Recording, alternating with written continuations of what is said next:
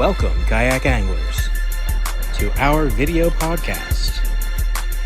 This episode is sponsored by our friends at Payne Outdoors. No nonsense, straight talk, outdoor analyst, and custom plastics. Guggen Brothers Custom Tackle, custom made jigs and Ned rigs. Feel free kayaks. Pedal, paddle, or power, there's something for everyone. And Yak Gadget, proudly supplying you with American-made kayak fishing accessories and gear. Now, let's join our host, John Rapp. All right, guys. Hey, welcome to Rusty Hook Kayak Fishing Podcast. We are live. I got a great show for you lined up tonight. This is episode 15. Really tickled about getting Eric Cormack on tonight. But we've got Storm Carver back. He's got some news to share with us and talk about some stuff. And Chris Payne is with us again. He's going to provide us with some tips, tricks, expert advice. So we're going to get started here. Before we do, make sure you go down to the left part of your screen and smash that like and share button. We want to get as many people involved in the show as possible. Make sure you get on there and smash your keyboard a little bit. Tell us what's going on, what you want, questions you want answered. You know, this is a live and interactive show, and I want to get the guys involved with your questions and stuff like that. So,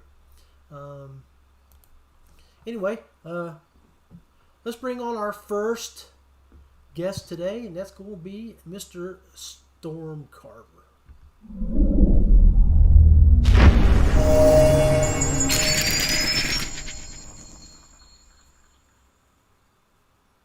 What's up, Stormy? What's going on, buddy?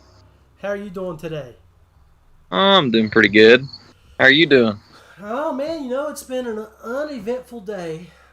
Just chilling out, trying to get some stuff done here and there. What about you? I've just been trying to unpack everything from this weekend. It's been a couple hours doing. Yeah, I mean, did you get any sleep yet? A little bit. A little bit here and there. Storm Carver is going to share with us some of his success tips from this weekend. He has completed a twofer. He won a 2-day championship this weekend and took home the West Virginia Kayak Anglers Kayak Fishing Angler of the Year achievement winner. I mean, pretty awesome because, you know, you beat Mark Edwards, and Mark Edwards has come in second on so many occasions, and you know he's striving hard and pushing hard to get that win because he's one of the top dogs. But she's able to inch him out by 0.75 inches. So for the folks that don't know, that haven't been following the West Virginia Kayak Anglers page, Stormy and Mark were on here last week on this podcast. They were dead even. They were tied going into the last event. And they went up and did some pre-fishing together. They always do a lot of work together. So it's going to be interesting. But I got a little video queued up here of the event, and let's throw it up for our friends and followers to watch. So Stormy's walking up to the stage here, bro. What's you thinking when you're patting Mark on the shoulder? Oh, hoping to goodness he didn't upload another one late. So Greg, both of you guys are looking at each other, smiling, hands in your pockets, all nervous, and Greg's just sitting there chatting. What were your thoughts there? I was just ready for him to say who got it or not. I was getting really antsy. So now he's got the belt in his hand, man, and y'all are looking around. He's grabbing the trophies, and Tim's there, and he hands you the belt. Yeah, that was a lot of relief. That was my main goal heading into this year, is make sure I got AOY. I was trying to get it. So yeah, man. So he's shaking your hand, he's handing you your trophy, and you're getting ready to go into your speech there. So what was your thoughts? I mean, sit there. He's telling you that it was a 1 and 2 race between the 1 and 2 and Angler of the Year, and it was decided by less than an inch. Oh yeah, you couldn't script it any better. That's what I was telling Mark whenever we were sitting there whispering. I was like, I wouldn't have it any other way. I was like, this is pretty cool for both of us to be here. And it was literally winner takes all at that point. So, yeah, that was pretty awesome. So it's day one on Stone Cold. What were your bites like, and how did you catch your fish? Well, pre-fishing, I went there on Friday. I had pre-fished a couple times earlier that month, and I went Friday just to check my spots and see if the fish were still there, and messed around a little bit and got some real good bites and a couple spots, and I hurried up and got out of there and just went and ran around the stone wall for a couple hours. But Saturday morning, started off and like 4 minutes in, I got bit by a little smallmouth on a Ned rig and lost it. And I was like, okay, I ain't gonna worry about it. Too early to worry. So got the casting around and everything, and I'd been getting bit real good early on like a buzzbait and whopper plopper. Wasn't getting anything on the buzzbait, just some short strikes early. So switched to the whopper plopper and started right away. Got a 17 and a quarter, I think, running down the grass line. And, got my picture of it, moved on up to the next little grass patch, made a cast over it, and about the third cast over it, I got hammered by probably a 15 or 16 incher, but he completely whiffed on it. So kept working around in there because in pre-fishing, I had seen another really nice largemouth right there and a giant smallmouth, probably 20 or 21 incher, well over 5 pounds. She wasn't up shallow yet, so I kept moving down the bank, just burning the whopper plopper, flipping a jig, switched over and started throwing a Ned rig and started picking up some fish. This little rocky point that runs out of flat that I'd found pre-fishing. I made a couple casts down it and was dragging Ned rig up and got hammered, and I set the hook in at it, and it ended up being a 17-inch smallmouth. So I had 2 really good fish by like 8 o'clock that morning, I think. So I was feeling pretty good. So I kept running up that flat and came to lay down, and I caught a good largemouth off of it the day before. So I decided to flip that Ned rig right to the edge of it. Boom, caught a 16-inch smallmouth. Sweet. So I was like, okay, that's pretty cool. Got a good bag going already.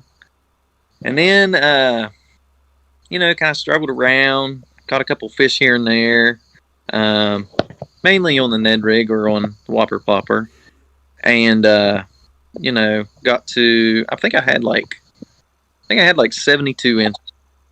And I finally made it to this bluff wall. I like to fish up there, and made it to there about noon, started casting down it. Almost at the end of it, ended up pulling, I think it was like a 13 incher off of it. One of my last 5.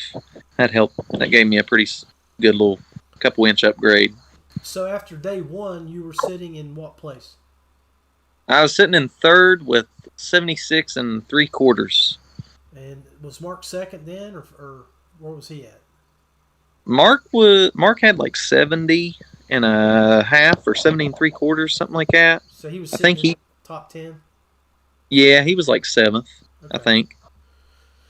I lost a couple I lost another good one after that. That would have really helped. Those 2 I lost, I'd really like to have back. I'd have had like 85 inches. Yeah, that would have been solid, real solid. Stone Cold. I mean, I haven't done well there lately, but it's the very first lake I ever fished as a kid because my grandmother lived in Adrian. And I remember I can be there 3 or 4 years old with stone worms out with her. She fished there every day of her adult life, and it's my favorite lake in the state. And as you can attest to, the quality of fish in there is just unreal. Largemouth, smallmouth, walleye, muskie, state record muskie in there. So, I mean, I'm surprised. No, I didn't hear anybody hooking into a muskie. I caught one on Stonewall pre-fishing, but nothing on Stone Cold. Okay. All the fish that I did catch were real healthy. It really surprised me with the quality of the fish up there. Chunks. They might not be a 14-inch fish will be the size of just a chunk. I mean. Yeah. feel like you're thinking, oh, I got a good one here. 18, you think from 17, 18, 19-inch fish, you pull in a 14-inch fish. Yeah. So Stonewall, day 2. Oh, man. Pre-fish there, pre-fish the spot I started at Thursday afternoon. Got on a really good jig and spinnerbait bite. Hit it for a couple hours and left. I think I shook off 2. I think that were probably about 17 that I had like 82 or 84 for the day. Went back there that morning. Planned on making a long run with Mikey up towards the dam. Get about a mile from the dam, and actually we had a little bit of excitement to start off. That bass boat tournament that took off out of Vandalia.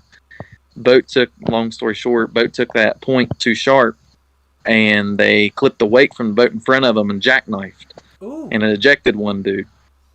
So Mikey got up there and helped him out, and I finally made it up there afterwards. I got him back in the boat. He wasn't too bad hurt. They were taking him, getting checked, but we got back to fishing finally about 8. It was a struggle. I could not get my pattern from Thursday going. I guess where it'd been hammered by the tournaments the couple days. It was gone.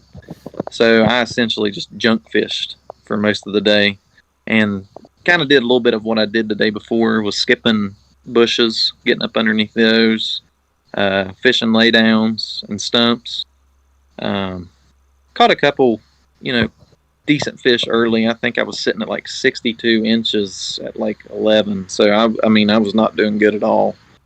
Made it back to the end of my real good stretch, and there's this one stump sits on a real shallow point up underneath some overhanging trees.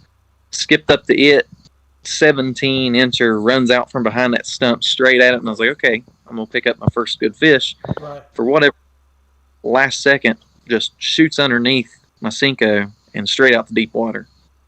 So I was like, okay, that was weird. Kept making my way up the bank, got a couple, little bites. Was fishing this one tree laying in the water, and happened to look down, and 2 feet away from me at the edge of it in 20 feet of water, there's a 5-pounder sitting there just hanging out. And I was like, you got to be kidding me. So floated right up on top of him, huh? Oh, yeah. And about the time I seen him is when he saw me, so he was gone. Yeah. And I kept fishing around right there. Well, Mikey came back by, and he said he was going to make a run back down to where he caught him that morning. And I was like, well, I'm going to fish in here for a little bit longer, and then I might make a move. Well, 12:30 came, and I just kept getting this feeling, you need to go make a move. There's this rock bank at Little Skin Creek that I had shook off a couple pre-fishing that were really good, and I was like, I need to go there. Something's telling me to go there. So I finally just said, forget it. I might only have like 30 minutes to fish it. I'm going. So I was like a mile and a quarter from the ramp at like 12:30. Get back to the ramp, load everything up, take off, get there to Little Skin, and finally get in the water at like 1:45. Wind is blowing dead straight to the ramp, and at this point I've already ran like 8 or 9 miles, I think. So I was gassed, and I was fighting that wind the whole way there, and almost turned around because I was fishing some grass lines and caught a couple off of it. And I was like, my legs are wore out. I might just fish this grass line. And I was like, no, too much on line. I got to make it to that bank. I know there's got to be one there. I've got to make it there. So finally get over there like 2:15, and I'm fishing up that bank where I shook off the one the day before, didn't get nothing out of that little cut. And I was like, okay. Kept making my way up, and there's this little cut that has 4 stumps in it in a row, and there's a bush off to the left of them. Skipped right up to the edge of that bush, and as soon as it started sinking, I saw my line jump, and it started running. Set the hook, and I was like, oh, there he is. He come up and jumped, and I was like, this has got to be my winning fish. Finally got him into the boat, and the relief was so worth it. Got it on the board, and it was a 17 3/4, and I was like, okay. I was like, that should be enough, because going into, once I launched at the ramp, I was like, I feel like I need a 17. I feel like it's going to take at least a 17 for me to do it. and got that 17 3/4, and lo and behold, ended up winning by 3/4 of an inch. Wow. So that was pretty. That's outstanding, man. So it was really nice to update your video card to add a couple of nice new titles to your bio. So I know we've been talking, and you haven't published some stuff yet, but you're getting ready to put out a YouTube page and some stuff like that.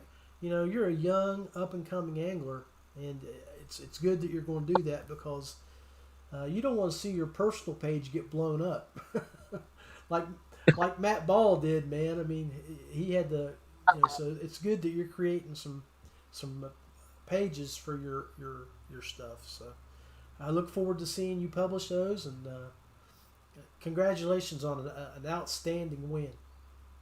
Thank you, brother. I appreciate it. You gonna hang around, right?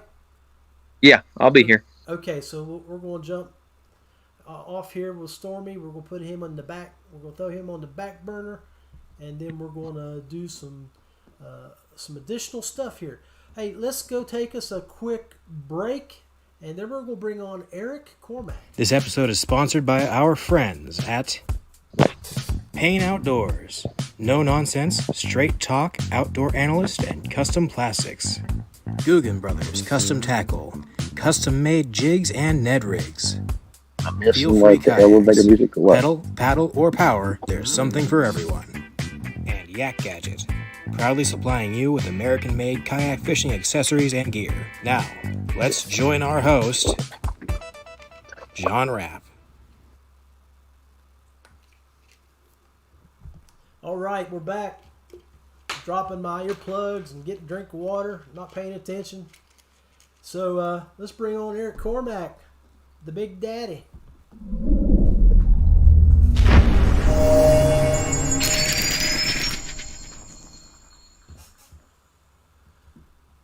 Eric Cormack, baby doll, what's happening? John, how are you, buddy? Hey, you live, raw, and unfiltered on the Rusty Hook podcast. All right, buddy. I appreciate you having me on here. No, man, I know it's vice versa. I really appreciate you taking up my offer. I mean, you and I go back. We've done trips to Louisiana before. We fished a lot. Consider you a good friend, and I appreciate you jumping on here with me. I know you got a lot of things going on in your life, and yeah, from all of the Rusty Hook podcast followers and friends, and my wife as well, I want to continue to wish your father a speedy recovery, and he's in our thoughts and prayers. Cold Appreciate water, that. man. Cold water. I mean, Eric, a lot of these folks don't know much about you, but I do. You've been in the whitewater industry for a ton of years back in your youth. We were talking in the background in the set, and you were saying you've been doing it since '93. Been in the water or fishing or whitewater. Been in South America. I know you've probably been out in Oregon. You've been everywhere when it comes to water, and you know a lot about water safety. And when I reached out to you, we were talking. You know, it's getting to be fall time. Season's changing rapidly, and cold water and hypothermia is something that we need to educate people about. And you're the first person I thought of locally. So what are your thoughts on that, and what can we tell people about there? Cold water. I mean, it's, that sounds so, I guess, cliche. It's killer. So many people go in it unprepared. They go in. I think the biggest mistake people make is, especially this time of year, you got a 70-degree day, 75-degree day. The water temperatures have been dropping. Well, I guess it'd be a little bit later. I mean, we're still in the high 60s, or I think it's dropping down into the 60s locally. But further north, I mean, they're getting a lot cooler nights, and those shorter days is that water temperature's dropping. And a lot of people just don't go in prepared for it. I started guiding. We were saying way back, and we were training in March. when it was snowing and the water temperature's 40 degrees. And, I think one of the best things my mentor, which is a fellow by the name of Robin Moore, taught me and that class. And, I've always taught other folks the same, is you always dress to swim and rig to flip. A lot of people, we start off fishing early in the mornings. We know it's going to get up to 70, 75 degrees. So we throw on shorts and flip flops or barefoot, me. And then head out there in a t-shirt and maybe a hoodie. And, it's all fine and dandy until you hit the drink. Once you're in the drink, I mean, it takes literally minutes to, if not seconds, to suck the life out of you. And again, this time and springtime are the worst. People are a lot more prepared going late fall into winter. They dress a little bit more accordingly. Not that it's right, but they dress more accordingly, prepare a little bit better for it. So, you just got to be careful. And I think,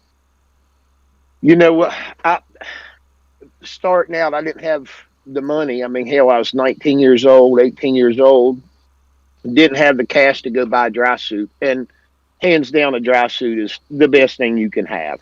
But it only works as well as what I guess you team it up with or what you layer with. Starting out for me, I didn't have the money for a dry suit. I didn't want to wear a wetsuit. I just wasn't comfortable in them. And they help. The thicker the wetsuit, obviously, the warmer it's going to help it don't necessarily warmer. I mean, it helps float and keeps you warmer, I guess, warm up quicker, can handle cooler water. But for me, it was always about layering.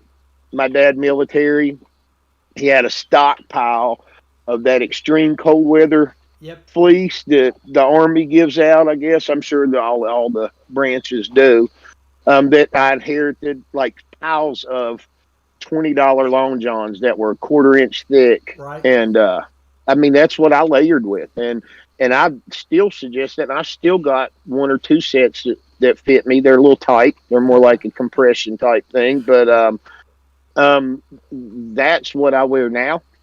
I wear a pair of splash pants, a splash top, something with cuffs, keep water out going down my neck, going down my arms. And then I did break down and buy a pair of Sidewinder bibs, which are a great thing, sort of a semi-dry bib. It's not a complete dry. You can team it up with a semi-dry top, and as long as you close the zipper on it after using the bathroom, you're going to stay dry if you go in the drink for the most part. So but the biggest thing, again, is layering.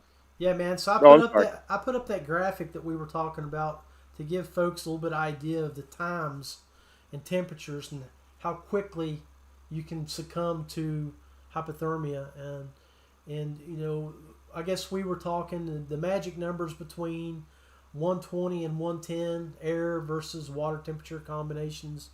And the other thing, doing research for this show, was looking at, a lot of the deaths up in the northern part of the United States, Wisconsin, Illinois, Ohio, Pennsylvania, all the Lake Erie states, over toward Minnesota. When I was researching, there's more hypothermia, cold water shock deaths than there were drownings. People hit that cold water, and you got a weak heart. I mean, your heart's you're gonna know right off the bat. So, what are your thoughts on the different PFD styles and how they help and things like that? Cold water, late in the season, early in the season, I always wear a padded, the zip up, the NRS Chinook, something that has that foam insulation. It's another great layer. The hands get cold. Always tucking. I mean, when I was guiding, the same thing. I tuck my hands in that vest and just help warm up my fingers and hands, get blood flowing. And also, it just helps with, obviously, flotation. When you hit cold water, and if you've never been in it, and like I said, I've seen water temperatures from about mid to high 30s. I've swam in all the way up, still talking cold in those low 50s. It has a huge effect on you know what happens when you fall out. I mean, it is obviously a shock, and I'm used to it.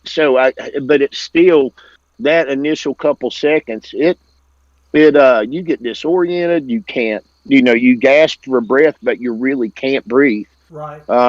And you lose all strength. I remember trying to climb into a boat when I was boating down south, and I mean, I was way healthier, stronger, lighter weight, and well versed. And it was 50. I think the food was like 53-degree water that day, and I mean, it was everything I could do to get myself back on a boat. I mean, like I said, I've swam and flipped boats a bunch and no problem. And that one was probably one of the worst. Well, Joe Farson just commented. He says, Eric knows I flipped in freezing water. Not fun at all. No, oh, poor Joe. I mean, I felt terrible for him. I could follow him back to the vehicle. There were just clothes laying all the way up the ramp, up the stairs, all the way to his truck.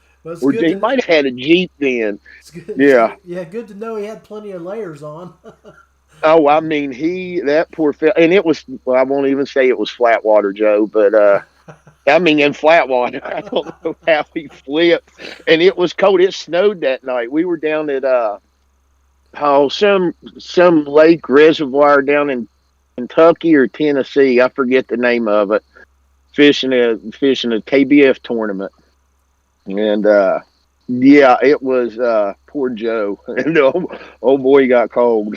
I mean, he was doing good too. He got cold. That's what he just said. He said it was, and he didn't laugh my AO. But yeah. Awesome. So I agree. We were talking about that. I have an NRS Chinook, but the past several years I always use that blow up, and we know that the blow up is not going to provide you any warmth if you're in cold water. So that might be for the guys out there. You might consider looking at different PFDs for different types of water, different times of the year. But any final thoughts on that before we switch gears? No, I say look at layering. It's crucial. You start out with more clothes. You can always shed clothes. And I recommend it to people fishing like that, especially these colder temps. Dress to swim. Get a good thick base layer, expedition weight, Arctic weight, whatever they want to call it, Patagonia, whoever it might be that makes it, NRS. You can shed clothes as the day goes. You can't. It's best to have and not need. I start out with them on. If I get hot, I'll beach a boat, shed a layer, and then break down slowly. I think that and practice getting back in your boats. People don't do it enough. And, we had talked about it earlier.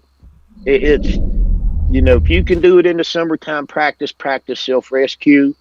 And then if you ever have to do it in cold water, it's going to be twice as hard. But your muscles will get a memory. It's a finesse thing. It's not a strength thing.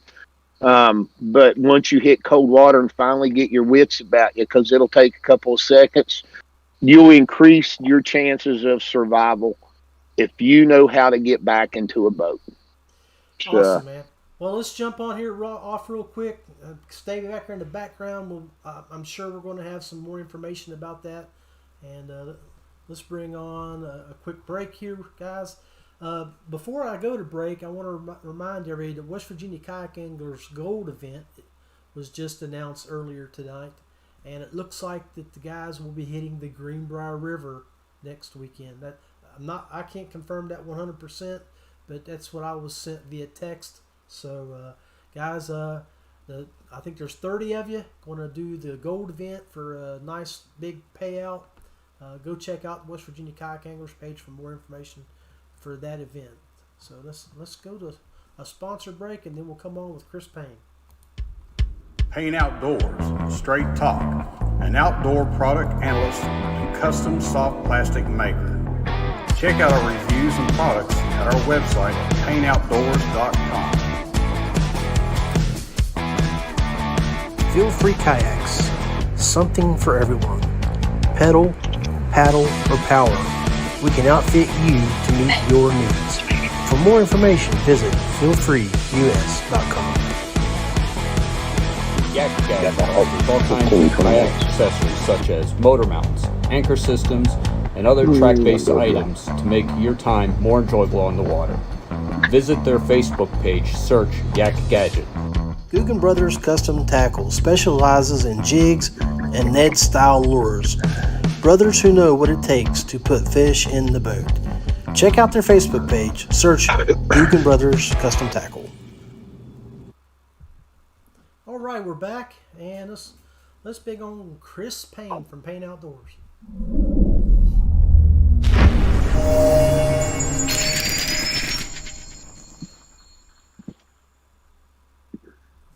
What do you say, buddy? How are you doing? What's going on? Hey, so how are you guys? Good, man. When'd you get picked up with Jackson? We did a little update to your bio there. Did you? Yeah. So that announcement came out last week. Congratulations. So thank you. I've I spent the last year. I fished this entire tournament season in a Jackson Big Rig, HDFD, and just really fell in love with the boat. The walls are lower to the ground, so you're not catching, or lower to the water level, so you're not catching as much wind as some others. It's still real wide, so you can stand up and turn around and fish. And there's a lot of times that I'd glide over fish, and I'd just pop up, stand up, and cast right behind me. Sweet. And you can't do that in every boat. And the pedal drive has just been a lifesaver, because so every tournament that we fished this year, I averaged 8.5 miles of moving, just because we're fishing lakes and there's no float. You're fighting wind a lot of times, and you're having to cover a lot of water because we're on very populated lakes that have tons of bass boats. And so community holes are pounded just to death because we're fishing on Saturdays. And you have to be able to fish deep water, stay in deep water. You have to be able to move, and then sometimes you have to be able to get skinny. So one of the tournaments, I fished in 2.5 foot of water all day. I tell you, man. That's awesome. Congratulations. Switching gears on you. Saw those glowworms, the video, man. Baby. So I'm getting ready to send you another little PayPal zip line to you to get a couple bags of those too. So maybe I'll dump them in there with the Wizards. Man, I'll send you some cash for those. Those look really nice. I will not ask for any trade secrets, but I just loved it when you did the old light switch and those. Yep. That was amazing. So I kept thinking, those are just screaming, "Fish me at night with a full moon." Yep. Absolutely. And that's the thought behind it. And so that's where it started. And then I also wanted it to be a color that you could fish in the daytime, with full sun, that would still get the attention of stuff. So there's gold flake in it, just a hint of chartreuse. So it's a lightly chartreuse tinted white bait with gold flake, and then turn off the lights and I'll glow. It's that bad boy. I was shocked. That was the one you saw was the first run. Oh wow. I estimated, I was like, okay, I think I want to make sure I've got enough to show the body profile in the dark. And so I didn't overdo it to where it was solid glow, but I wanted it to do what it did.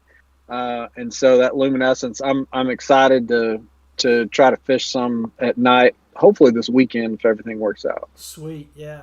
I know West Virginia, a couple of our lakes here has some really extremely muddy, dark tinted water. And I think of the Cheat River up in the northern part of the state, where it's always got a dark stain to it, but I don't know if it's heavy iron water or what it is up there, but I mean, something like that gets down 2 or 3 feet.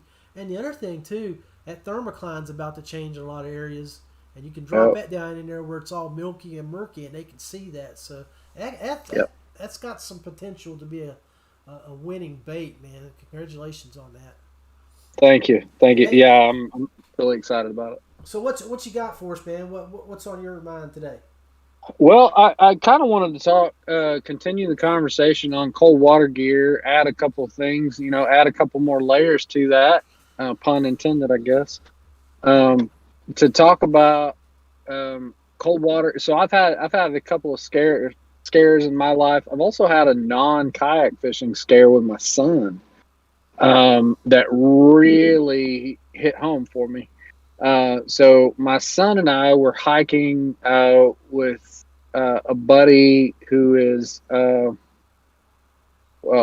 he's in the military. I can't really discuss too much more about what he does. But let's just say he's really in shape. And we hiked down into this canyon to go fish this pool with our fly rods, and it was in January. And air temp was about 40 degrees, which here in Texas that's pretty good nip. Water temp was maybe 40, maybe. So we're talking about a combo of 80 degrees. So didn't want to be in the water at all. Definitely. And it's got some bluffs and stuff. And we were fishing this pool up on this bluff and fishing fishing fly gear, and casting into these pools and stripping back and, catching some good bass, catching some really large long ears and red ears, and it was a fun day.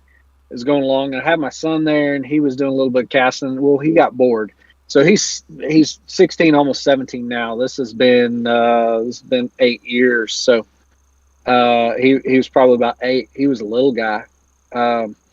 And he was digging around, and this place is known for Native American artifacts and stuff. You're supposed to leave everything, but it's kind of fun to dig around in the dirt and find an arrowhead or something like that. And you just find it, take a picture of it, and leave it, for the next person to enjoy.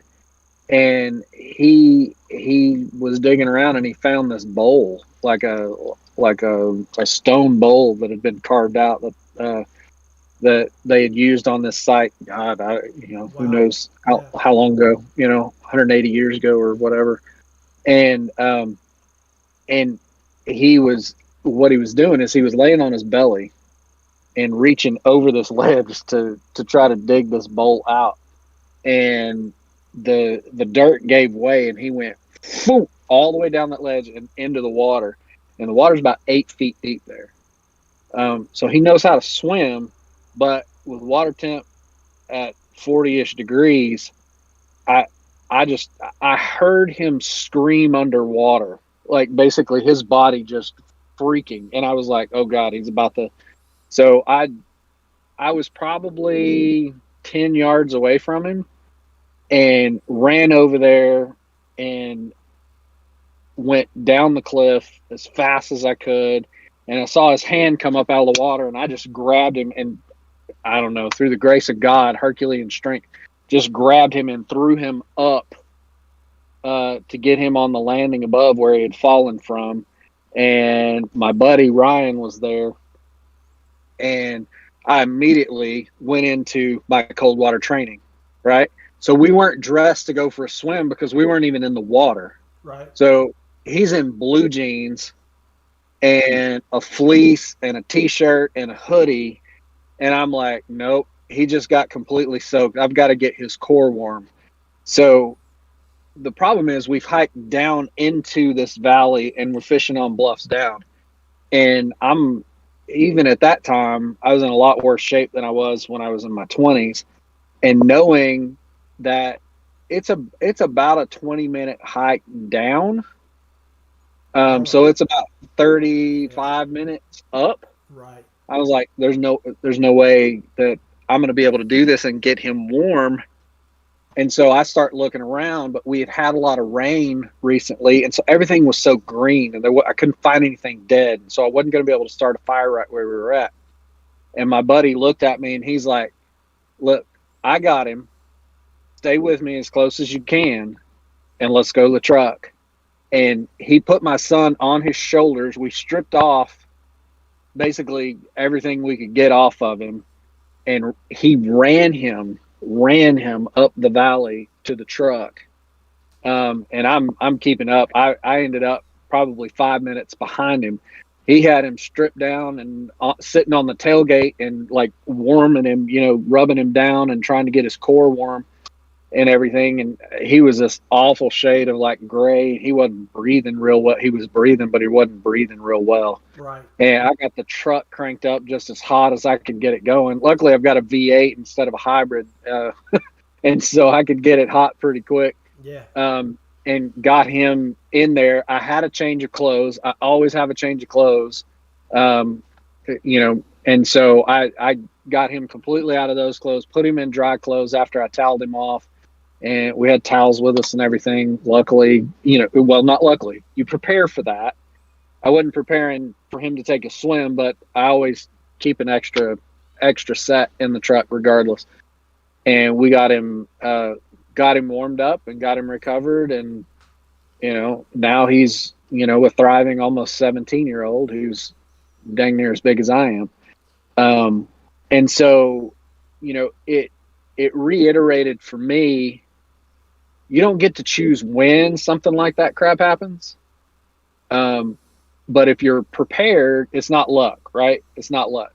I was with the right guy that day who could expedite the exit from the area, but it also made me rethink, okay, I like winter fishing, winter fly fishing and stuff like that, but I need to choose better places. Yeah, the fishing's good, but I need to choose better places because exfiltrating, out of an area that's difficult to get into when you're going downhill is even harder going uphill when you're tired and your adrenaline's going, and it freaks you out. So now I prepare a lot better. Choose places. Yeah, the one thing that I can see from that scenario is the things that you did do correct is you weren't alone and you were with somebody else who was able to help you. The guys out there that are going alone, and just like what we do in the kayak fishing world, you always let somebody know where you're at and your route and where you're putting in, where you're taking out, especially on a river, on a lake. Yeah. And so people can. So they're going to find your body in cold water situations. So yeah, it'll be fine for the funeral. But if you're fishing by yourself in cold water and you're not prepared and you take a spill, and even if you are prepared and you take a spill, you don't have a great chance. No. I don't recommend it at all. You need to go with people. You need to have a plan. You need to have a go bag. You need to be within a certain distance of where you need to get.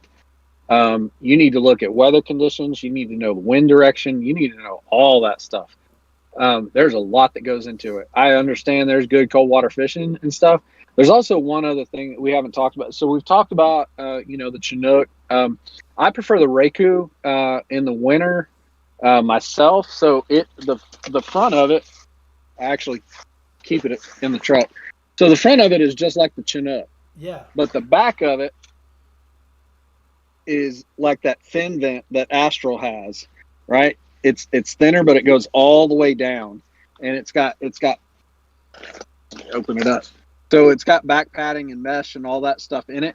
But what I find is when I fish the Chinook in the wintertime, I've got so many layers on that I've got this camel hump on my back from the hoods and from everything else. If I'm not wearing all my hoods, and it gets really bulky in the back. And so I can't maneuver as well, right? I've got all this extra on me. So I like the Reiku for that because it lays flat. Basically on my profile, so the hood will lay over the top of it and not be propped up. So the other thing that I passed by real quick on this, but I need to mention, is that guy right there. So I always have a fixed blade knife with me every time I'm in the kayak, period. It does not matter. So I've dumped out of a kayak. So I was actually doing what we're asking people to do, right? It was summertime. It was hot outside. I was like, I need to practice. I had a Cobra Navigator, which most people haven't been around long enough to know what that is. But it's like the fishing dive, but it didn't have a hatch, so I added hatch, whatever. But I needed to practice flipping it because it's a very wide kayak, right? At that, it was 36 inches, which 36 inches back in the mid 2000s was a pretty wide kayak. They were using them in the surf to go put shark baits out, and scuba divers were using them to jump off of because at 36 inches wide, they're real stable. So it's summertime. I said, I need to practice deep water reentry, right? This would be the perfect time to do it. Don't have to have a lot of layers on, and I need to go do this, blah, blah, blah, blah, blah.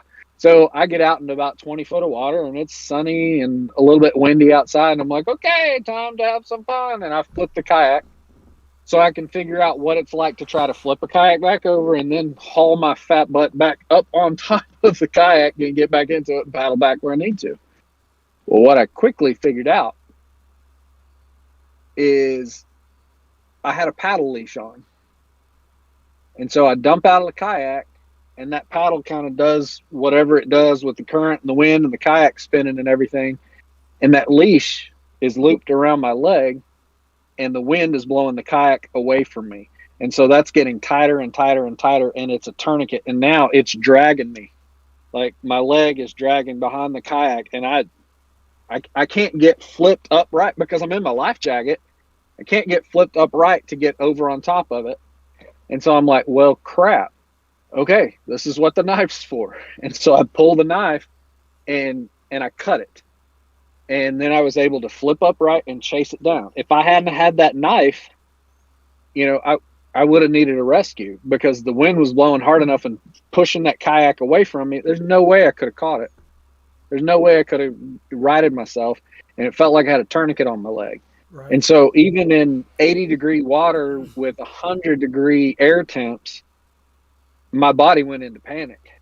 I was freaked out. And so I don't go anywhere without a knife. I've always got a fixed blade knife on me. I do not like not having a knife on me because I've lived it personally. Life jacket that you can stuff your hands in over your core like that are great. I think actually Kokatat makes one that has fleece lined pockets that you can stick your hands into. It's great. It's just super hot for here in Texas. So I can fish that maybe 6 weeks out of the year. And so I don't keep one, but I've tested it, and it's a great for guys who are going to be fishing in colder weather, more than 6 weeks. I think there's a lot to practicing re-entry. I think not enough people do that. And I'd love to, I know we kind of touched on it with Eric a little bit, and Storm's fairly new to the game, but if you've not experienced that cold water panic when you hit the water, you have no idea. I don't care if you played nose guard for the New England Patriots for 20 years. That cold water wins every time. It knocks the breath right out of you. Yeah, it's like, hey, oh, you were using that? Sorry. And sucks it right out. It's like, no, you don't have it anymore. Well, let's bring everybody on for the panel here, discussion on that, brother. That's good part here. So, all right, folks, if you're just joining, we're doing the panel. We got everybody up here live in action. Top left, we got Chris Payne from Payne Outdoors. Top right, we have Eric Cormack from Eric Outdoors 74. Bottom right, we have the now reigning champion of 2021 WKA Master, Stormy Carver, and that would be me on the left. So, hey, pick it up, Chris, where you just left off. Yeah, so I want to be an advocate for a couple things here, and I'd love to hear the guys' thoughts on it. But making a pact to never fish alone in cold water, I think, is important. And practicing re-entry in the summer. I don't recommend it in the winter. But practicing getting back into your boat, because I think Eric made a great point about, or maybe it was John, but all the stuff we have on our kayaks, a bare, dry kayak with just the seat and you on it is hard to flip back over. You add all that you add those trolling motors and those batteries and those graphs and 20 rods and 50 pounds of tackle. That's dang near impossible in deep water. Like, I don't know how you do it. And the other thing is, don't try to save your gear. Your life is more important than your gear. You can always go back, get Eric Cormack to go barefooted and do a little diving for you, and he can get your gear back for you. But don't let it go. Use the energy that you do, little bit of energy you have left, to flip your boat back. And so I can't imagine, Chris, talking about that, guys. Guys that got those big spot locks, and and then they have the 12-inch Lowrances, and big heavy duty tackle bags in the back, and 20 poles. It's going to be extremely difficult if that boat's flipped to get it flipped back. Eric, what do you think? You're right. I flipped once. I think it was last fall, or maybe it was the fall before last, spring before last. I forget. Me and Greg Harper were down fishing old Timmy Dixon's tournament, and I flipped. And I mean, it was pretty tough to upright that boat. And I didn't have a lot of tackle. We were fishing New River, the upper stretches New by Freeze, and yeah, I mean, it's tough. I've flipped one a couple times, and nothing's easy. And I mean, one thing I can recommend, I mean, just from flipping rafts and everything else, is a flip line. And I know Miss Payne was talking about having that. I don't like having all the extra straps. I mean, if my paddle goes in, the last thing I want is a leash wrapping around my legs. Everybody knows ropes and moving water is bad news. Ropes in any water is bad news. But taking a flip line, we use them for whitewater, for numerous situations. But a piece of webbing, inch and a half webbing, go get it at your local store. For me, it's Waterstone Outdoors out of Fayetteville. Wrap it around your waist 2 to 3 times, 2 locking beaners, and it's snug and tight. You don't want to be able to obviously get it wrapped around anything, but if you ever have to upright a boat, you've got a leash that you can click on a handle, sling to the other side, swim around, and upright your boat. Yeah, we use them all the time. They're great tools. That they can also be used for numerous swiftwater rescue situations, pulling boats off rocks, recoveries, whatever it might be. Flip line, highly recommend it. It takes a lot of that work out of uprighting your boat, because you say heck with the boat, save yourself, but a lot of times if you're 2 miles offshore, for these Kentucky Lake, prime example, you're not swimming ashore. In cold water, you're not going to swim. You got to have your boat. So the best thing is figure out how to get it upright. Definitely let the gear go, get the boat, and get back on, and get the safety. Stormy? Well, unfortunately, though, you don't have the time to unleash gear. That's the thing. You got to be able to come up with a mechanical advantage to be able to flip that boat with your gear on it. So, that flip line's a good thing to have in cold water. And again, it still presents a hazard because it's a rope or a strap, but on a situation like that, it's something that you can undo from your waist real quick and upright a boat real fast. Right. Stormy, a young man's perspective. Well, I don't have too much experience in cold water yet, but like you all were saying, definitely, like during the summer, practice re-entry. You got to know how to get back in the boat, or you're going to be in really tough shape. And don't take unnecessary risks. Don't put yourself in a predicament to where you're going to set yourself up, be in that kind of situation. Try and minimize that as much as possible. Go ahead, Chris. I don't have much, because I don't have a lot of experience in cold water just yet. Yeah. No, it's all right. I just, and since that time where I had to cut that paddle, I've not used a leash since. I don't use a paddle leash. I don't use rod leashes. I don't use any of that crap because of exactly what happened. I'm like, no, the gear can be gone. The paddle can be gone. I don't care. But if I were to fall out of the boat and that wraps around my neck or my arm, that I'm using to help swim, like it's lights out, homie. Like I don't care about a paddle or a rod that much. I've lost some expensive crap over the years, falling out of the boat or a tree, pickpocketing me going by it or something like that. I won't use a leash. I just won't do it. Agreed. I won't do it. I had a little trip going down the Greenbrier River at Bacon Falls. I've got a really nice video on YouTube, and you can watch when I flipped a native Slayer 14.5. I'd only been on the water like 5 times, and I got rid of that boat as soon as after that, and I've been in a field-free lure ever since. But I hit Bacon Falls. The very rear of my 14-foot boat hit, and I flipped. And I had a GoPro active, and if you guys go look at my YouTube, you'll see it. But I made so many mistakes, Eric, right there. First, I kept my feet down. I was trying to grab my boat, trying to drag my feet, recover my boat, flip it, and while my feet were down, they could have got lodged in underneath the rock, and I would have went down. The other Foot entrapment. Yeah. Then you would have. The other thing you could see me doing is while the camera's still underwater, is you can see my lines go down, and you can watch that buzzbait go right down around my leg.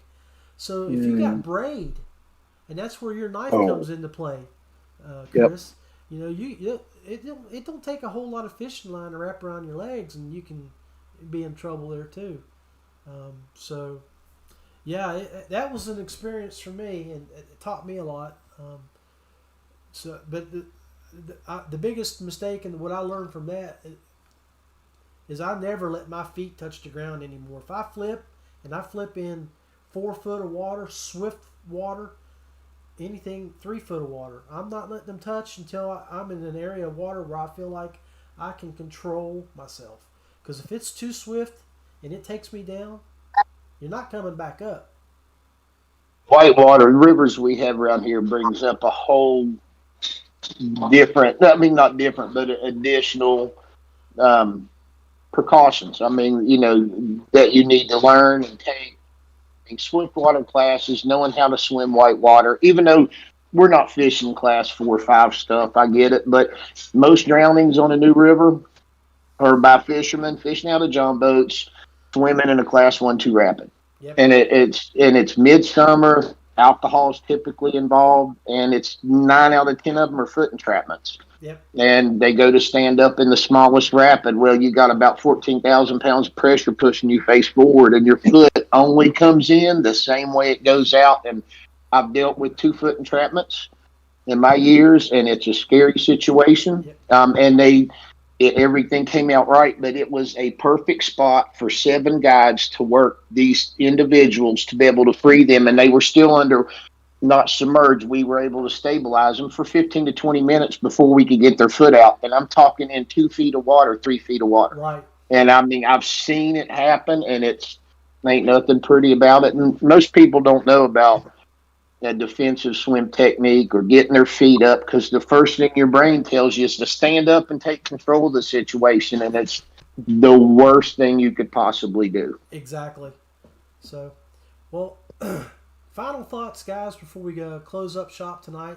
I want to thank you all for coming on and giving input on the topics tonight. But Stormy, we'll let you sign off first. What do you think? Final thoughts. I want to give a quick shout out for this weekend. First, WKA for having another awesome event. And then shout out to Mikey for him and allowing us to stay there for the weekend. Mikey's became a real good friend this year and appreciated that a lot. And shout out to Mark, of course. Mark's a hammer. And to be able to edge him out, that's tough to do, especially, on Stonewall, because he is always fantastic there. Just shout out to him, because he's an awesome fisherman, and happy to be able to call him a good friend. Other than that, that's about it. Sweet. Blaine Winters popped on here, and he tried to run silo in his Feel Free when he first started. Blaine, I got a video on Facebook of a guy named T.D. Holster from Fayette County went down silo in a Feel Free 10, and he made it all the way to the big saddle It made it all the way through those humps and hit the big saddle right there where they got the pole in the water, Eric. You know where that's at? Is that silo? The pole in the now there's a little rapid below Silos that's got an old Like a bridge piece is sticking up out of the water. well, he I hit. can't think of where you're talking about at Silos. I'm pretty sure it was silo, but the big swallow. He went into the swallow and he never came out. So, yeah, then we found him about 30 yards downriver. The boat's over there and he's over here. But I got a good video of that. So we wanted to see how that would work. And Blaine said, overhanging Rock River right got me. So if y'all are familiar with that. Go ahead, Eric. Final thoughts? Storm, congrats, man. That's good stuff. Way to show up this year, man, and take care of business. I don't have much to say, John. Thanks for having me. I hope everybody's had a great year. I hope that I get to get out there more next year. And I am going to get to fish this Saturday. Woo, I'm pretty excited. You know, it's I get to go out and play on the river for a little bit, and I'm pretty stoked about it. And maybe next weekend too with Plumley's group. And so 2 weekends in a row, having almost 3.5 months off for me. I'm pretty damn excited. Yeah, thanks for all the prayers and good vibes for the old man, John, and thanks for having me. I appreciate you, my friend, and your love and respect to you and your pops. So appreciate it, buddy. Chris? So we talked a lot about layering and safety gear tonight. I think we mentioned it during the pre-show. I don't know if we said it during the regular show. But if you're new to cold water, do not wear cotton. Yes, cotton kills. Cotton kills. You need wool. You need fleece. Wool. Do not wear cotton. That's also denim. Don't wear it. Don't do it. NRS Sidewinder bibs or things like that that are going to shed water if you can't afford a dry suit. Eric, what you got, bud? Oh, I was going to say, a lot of people are like, well, I got a good rain jacket. Most of those rain jackets have cotton liners in them. Yeah. That is, I see it all the time on whitewater trips. Those things do no good. Now, if it's midsummer, throw on a cotton t-shirt. But, yeah, I forgot plumb about that. Cotton is the death fabric. Wool, fleece, and nylon as outer layers to help block the wind. That's where it lives at. Yeah. So stay away from cotton.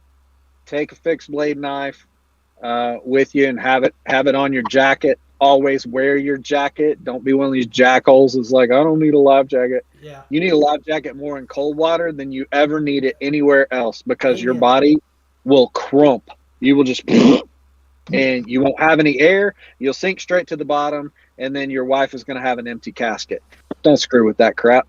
Okay? Cotton kills. Make sure that we can find you. Go with a buddy. Practice re-entry when we get back to summertime. That's it. Awesome, brother. All right, guys. God bless you. Thank you, and we will see you again soon. All right. We've wrapped up today's Rusty Hook Kayak Fishing Podcast. I want to thank Eric Cormack, Storm Carver, and, of course, Chris Payne for making the time to be on tonight's show. So look for us again next Tuesday night, 7:30, and hopefully we can give you some updates on who won the gold event. Thank you again. God bless.